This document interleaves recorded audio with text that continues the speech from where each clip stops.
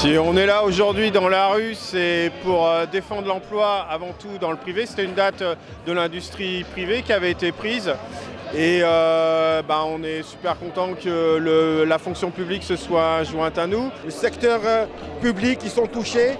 On est tous dans la même gamelle. On est tous de souffrance, les conditions de travail, les salaires. Tout est chamboulé, c'est une ratatouille pour moi. Il faut prendre une décision rapidement. Vous avez le colère des salariés, des ouvriers de toute la France. Il faut une solution rapide. Il ne faut pas amuser avec les salaires et les familles en France. On est touché par une rupture conventionnelle collective de travail. Donc on fait partie des nombreuses suppressions d'emplois dans l'industrie. Quand on regarde la carte publique à la CGT, les métallurgistes, c'est près de la moitié des plans de suppression d'emplois. C'est une vraie catastrophe, c'est une vraie hémorragie. Donc voilà, c'est ma raison de ma présence sur cette manifestation aujourd'hui. C'est aussi en solidarité avec les copains qui eux se bagarrent dans certaines boîtes, par exemple les MA France, tout le secteur de l'auto qui est fortement touché par les suppressions d'emplois. Voilà, il faut complètement changer la logique financière des entreprises pour imposer une vraie logique industrielle. Aujourd'hui, le 12 décembre, on est tous réunis en manifestation et en grève dans toute la France, notamment sur les questions industrielles. Aujourd'hui, à la CGT, on compte près de 300 plans sociaux dans toute la France.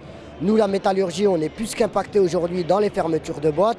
D'ailleurs, il y a une grosse pensée pour les camarades des fonderies de Bretagne, où aujourd'hui, il y a un rassemblement qui a été mis en place, où la présence de Sophie Binet, il y a les camarades d'ArcelorMittal, de Valeo, toute la filière automobile quasiment aujourd'hui qui est en difficulté. Si on se mobilise aujourd'hui, c'est aussi pour démontrer qu'il y a d'autres perspectives. On est porteur d'un projet de loi des GMS. On a besoin aujourd'hui de responsabiliser plus les donneurs d'ordre vis-à-vis de leur sous-traitance, parce qu'ils ont une responsabilité d'une manière ou d'une autre vis-à-vis de leur sous-traitance. Et aussi, on n'en parle pas beaucoup, mais la question des aides publiques, on a besoin de conditionnalité, les aides publiques. Aujourd'hui, toutes ces entreprises et ces grands groupes qui se mettent à fermer leurs sites, je suis désolé, c'est des entreprises qui ont bénéficié d'aides publiques sans contrepartie. En tout cas, une chose est sûre, c'est qu'aujourd'hui, ce n'est pas une finalité. C'est le début d'une longue lutte qu'on va mener sur l'industrie dans toute la CGT. D'ailleurs, il y a des initiatives qui vont être prévues très prochainement, dès la rentrée.